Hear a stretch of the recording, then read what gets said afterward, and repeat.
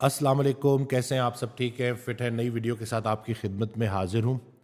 आज की जो वीडियो है वो इसलिए भी बड़ी अहम है कि इंसान जब इस ज़िंदगी में अमल करना शुरू करता है या इल्म हासिल करना शुरू करता है तो उसके साथ भी उस पर उसकी नज़र होनी चाहिए अपने इल्म और अपने अमल के ऊपर, क्योंकि ख़तरा अभी भी मौजूद है।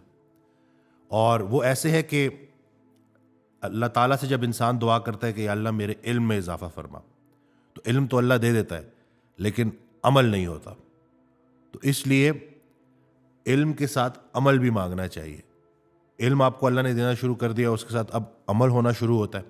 अब शैतान क्या करता है? अब आपसे वो इखलास छीन लेता है कि इल्म भी है, अमल भी है और इखलास नहीं है। और इखलास कैसे छीनता है? कि नेकी का तकब्बुर, नेकी का दिखावा, शिरक खफ़ी के लोगों से दाद वसूल करने के लिए नेकियां करना शुरू करता है बंदा, क्योंकि उसको अपनी तारीफ अच्छी लगनी शुरू होती है।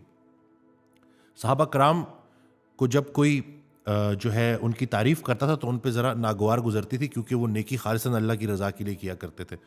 और जब वो उनको कोई इस्लाह के लिए कोई बात करता था तो बड़ी तवज्जो से सुनते थे। मोमिन मोमिन का आईना है, यानी कि जैसे आप आईने के सामने खड़े होते हैं ना, तो आईना आपको बता देता है कि बाल यहाँ से ठीक कर लें, यहाँ गलती है ये, यानी कि वो आपसे कुछ छुपाता नहीं है। इसीलिए खालिस्तन अल्लाह की रज़ा के लिए एक भाई का दूसरे भाई की इस्लाह करना ना, ये भी बहुत बड़ी नेकी है। तो उनको जब कोई इस्लाह के लिए बात करता था तो वो तवज्जो से सुनते थे और अपने अंदर बेहतरी लेके आते थे।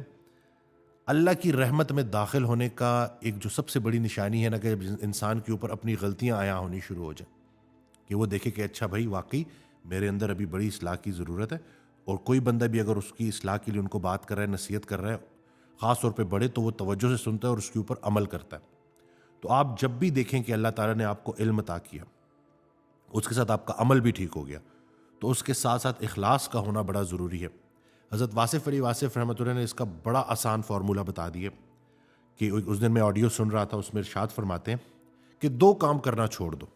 एक जो दिखा नहीं सकते, और दूसरा जो दिखाने के लिए करते हो।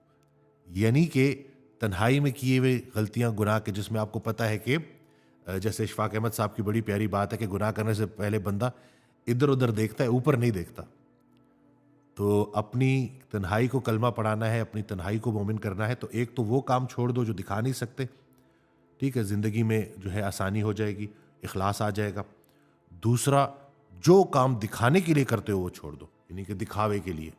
आजकल सोशल मीडिया का दौर है, नेकी कर फेसबुक पे डाल, और उससे लोगों के अंदर ना अपनी एक तारीफ पैदा हो जाती है कि वो अपने आप को बहुत बड़ा समझने लगते हैं। एक अल्लाह के बहुत बड़े बुजुर्ग थे, उनके पास एक शख्स आया, वो बैठे हुए तो बाहर, तो उनके साथ ही ना जो गली का एक कुत्ता था वो भी बैठा हुआ था, तो बिल्कुल साइड पे सामने ना।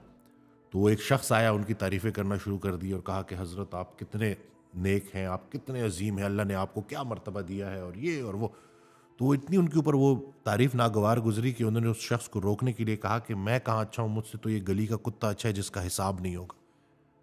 इंसान तो जब उसने सांस लेना शुरू कर दिया है, तो अब वो अपने अमाल का जवाब दे है।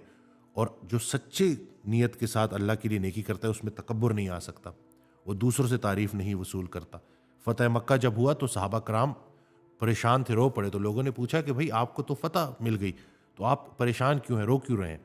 तो उन्होंने जवाब दिया कि हमें डर है कि कहीं अल्लाह ने हमारी दुनियावी कोशिशों का जो जो मेहनतें हमने की, उसका नतीजा दुनिया में तो नहीं दे दिया। तो ये है आपकी इस दुनिया की हकीकत, कि इंसान जब इस दुनिया का रह जाता है ना, तो फिर अल्लाह ताला उस मिलावट के ज़रिए आहिस्ता आहिस्ता उसकी ज़िंदगी से तमाम बरकतें छीन लेता है। क्या वजह है कि आजकल एंग्जाइटी डिप्रेशन इतनी कॉमन होती जा रही है? उसकी वजह यही है कि हम समझे नहीं है इस्लाम के फ़लसफ़े को।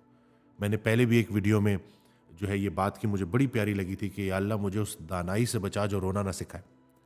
यानी कि ऐसी दानाई कि जो आपके दिल को सख्त कर दे और आपको लोगों का दर्द महसूस ना हो, ऐसी दानाई से पनाह मांगो। या अल्लाह मुझे ऐसे फ़लसफ़े से बचा जो खुश होना ना सिखाए। अगर आपका जो भी फ़लसफ़ा है वो आपकी ज़िंदगी में आपको खुश नहीं कर रहा, आप अल्लाह का शुक्र नहीं अदा करें, तो ऐसे फ़लसफ़े से भी जान छुड़ाएं।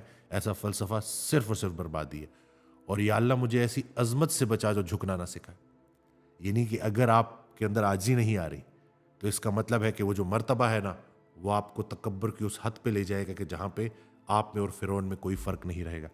तो अल्लाह पाक हमें अमल करने की तौफीक दे। ये वीडियोज़ आप सबके लिए हैं। इंसान चला जाता है, पीछे ये वीडियोस रह जाती हैं, लोगों तक इंशाल्लाह ये खैर का काम करती रहेंगी। मेरे पास जब लोग आते हैं और जब वो इतने परेशान होते हैं और जब मैं देख रहा होता हूँ कि इनको कोई समझाने वाला नहीं है, बताने वाला नहीं है, एक दौड़ है जिसमें पड़े हुए हैं। और हकीकत यह है कि कुछ ही अरसे में 50 साल में आप देख लें, 50 साल के अंदर आबादी बढ़ जाती है और बंदा एक भी आपका वाकिफ नहीं रहता।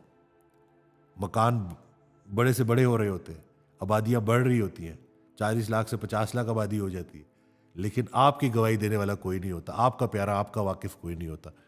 तो ये ज़रा सा अगर ज़िंदगी की हकीकत को समझा जाए ना, तो जो जितना अरसे का स्टे है ना, ये शुक्र के साथ और खैर के साथ गुजर जाएगा। क्योंकि कहानी वही अच्छी जिसका अंजाम अच्छा हो। और अंजाम किन का अच्छा होगा? जो खालिसन अल्लाह की रज़ा के लिए नेकी करते हैं, मुश्किल आए तो उस पर सब्र करते हैं, नेमतों में लोगों को शरीक करते हैं और आजिज़ी के साथ ज़िंदगी गुजारते हैं। तो बस अल्लाह पाक अमल करने की तौफीक दे। वीडियो शेयर करना ना भूलिएगा। कोई टॉपिक जिसके ऊपर आप वीडियो बनाना चाहते हैं हमसे, तो हमें ज़रूर बताइएगा। दुआ में याद रखिएगा। अल्लाह हाफ़िज़।